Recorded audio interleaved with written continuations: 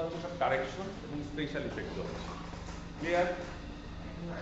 Correction করবে, special effect হবে, এই হচ্ছে ফিনিশিং এর মেশিন। গেল?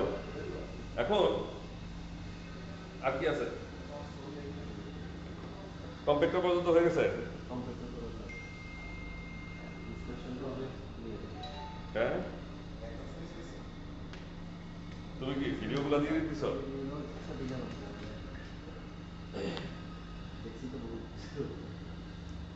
ওকে, sizing, center, calendaring, compaction, quality check. Calendaring মানে হচ্ছে আয়রন, মানে আমরা যে বাসা বাড়িতে আয়রন করি, এখন কন্টিনিউয়াস মেশিন তো হচ্ছে সিলিন্ডারে আয়রন করে আর কি, নিয়ে যায় গরমে আয়রন করে দেয়। ওকে, এরপরে হচ্ছে তোমাদের লাস্ট পার্টটা লিস্ট, তোমরা যে জায়গায় আসলে কাজ করতে পারো এই ফ্যাক্টরিতে, তার নাম হচ্ছে প্যাকিং মেশিন আর ইনস্পেকশন লাইন। হ্যাঁ, ওই দেখো সবার শেষে প্যাকিং মেশিন আর ইনস্পেকশন লাইনের লিস্টটা তোমাদের এই লিস্টের ভিতরে আছে, প্যাকিং ইনস্পেকশন। ওকে, আর এর মাঝখানে তোমরা ইনস্পেকশন করতে পারতা কই? ওই যে মেন্ডিং করছে, মানে উইভিং করছিল না, উইভিং এর পরে উইভিং এর ভেতর থেকে কিছু কিছু সুতা মিসিং হয়ে যায়, ওই জন্য মেন্ডিং করতে হয়। মেন্ডিং বুঝো?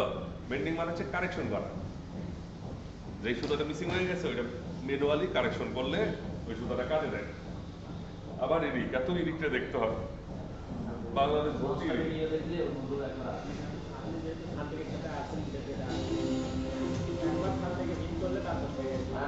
যারা টেক্সটাইল চাই পাবে। এমনি আমাদের কাছে বলে আসে বড় কোন স্যার কেউ টেক্সটাইল নিয়ে গ্রুপে বা ওয়েবসাইটে একবার দেখছে, সামটাকে দেখে একবার ঢুকছে আমাদের কাছে জি করে। হ্যাঁ, ইনকোয়ারি চলে আসে না?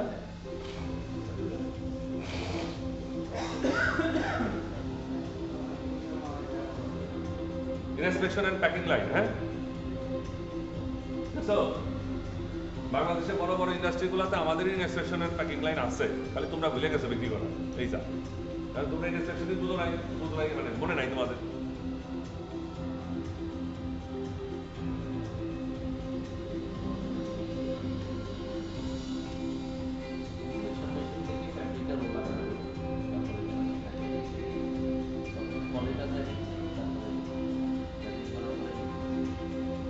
এখন তোমাদের আসলে কি কাজ হওয়া উচিত, তোমরা যারা জুনিয়ররা আছো?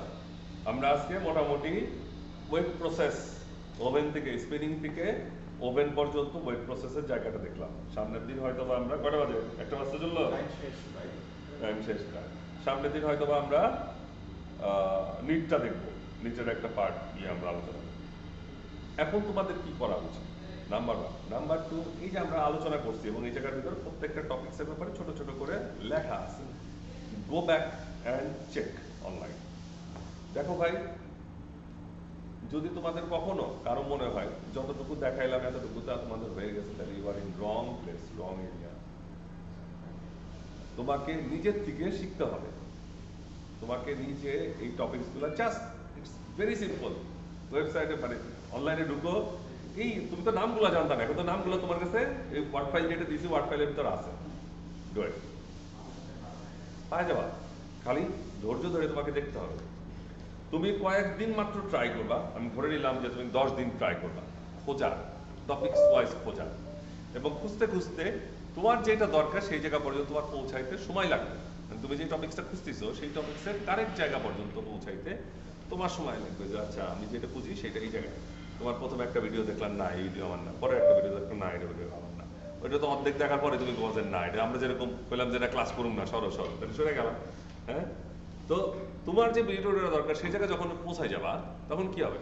তখন তুমি ভিডিওটা দেখবা, ওই শালার ভিতরে একটা এআই রয়েছে, এআই বুঝে গেছে তুমি কি চাও। তারপর থেকে তুমি যতবার সার্চ দিবা ততবার তোমার কাছে ওই ভিডিওই আসে, ওই প্যাটার্নের ভিডিও। তুমি আসলে এই ধরনের ভিডিও দেখার জন্য অভ্যস্ত হয়েছো। তোমার কাছে ইউটিউব থেকে হোক, গুগল থেকে হোক, they are going to push you such video যেটা তোমাকে নলেজ আপ করবে। তোমারে আসলে ও পুশ কইরা তোমারে দিয়ে বেচতেছে। এর কাজ হচ্ছে তোমার কাছে এটা পুশ করছে না, ওর ভিতরে যে সব অ্যাডভার্টাইজমেন্টগুলো দেওয়া দরকার এগুলো তোমার জিনিস, অটোমেটিক্যালি তুমি ওই অ্যাডভার্টাইজমেন্ট দেখবে, তো তুমি ওর কাস্টমার হয়ে গেছো। সাথে সাথে ও তোমার পুশ করে অরিজিনাল জিনিস দেখাচ্ছে আর এগুলো তোমার পুশ করতেছে। তুমি টার্গেট সেগমেন্ট কি ফিক্স আছে, তুমি যে একটা কাস্টমার, তোমার টার্গেট সেগমেন্ট অনুযায়ী তোমার কাছে চলে আসবে। দেখো আমরা এখানে দিলে পারি টেক্সটাইল দিলে পারি সানটেক আসতেছে, ও তো সেট করা। আমরা যদি অ্যাডভার্টাইজ দিই তাহলে আমাদের এরকম আসবে, আগে আসতো, এখন আসে না, এখন ওইগুলো বন্ধ করছি, যে দিলেই চলে আসবে। যেই টেক্সটাইল সেক্টরে যাই করুন না কেন চলে আসবে। কিন্তু আমরা তো এখন শুধুমাত্র টেক্সটাইল সেক্টরে নাই, আমাদের এখন কনফিউজ সেক্টরে গেছি। কনফিউজ সেক্টর বুঝো, আমরা শালা সব সেক্টরে আছি। দ্যাটস ওয়াই আমাদেরকে খুব ঠান্ডা মাথায়, কেন আমি আবার এতদিন পরে তোমরাও চলে আসছো এতদিন পরে আবার কেন মনে করলাম আমাদের should start from the core. বাংলাদেশের 70% হচ্ছে টেক্সটাইল ইন্ডাস্ট্রি। তো টেক্সটাইলের প্রসেসটা আমরা জানবো, এবং টেক্সটাইলের দেখো আমি টেক্সটাইল প্রসেস পর্যন্তই কিন্তু জানি, এর চেয়ে বেশি নলেজ কিন্তু আর আমার নাই। আমার যদি বলো যে স্যার বিস্কুট ফ্যাক্টরির নলেজ দেন, স্যার লেদার ফ্যাক্টরির নলেজ দেন, না ভাই আমার কাছে নাই। I have to learn it to teach you. ব্যাপারটা এরকম। কেন আমার লার্ন করতে হবে?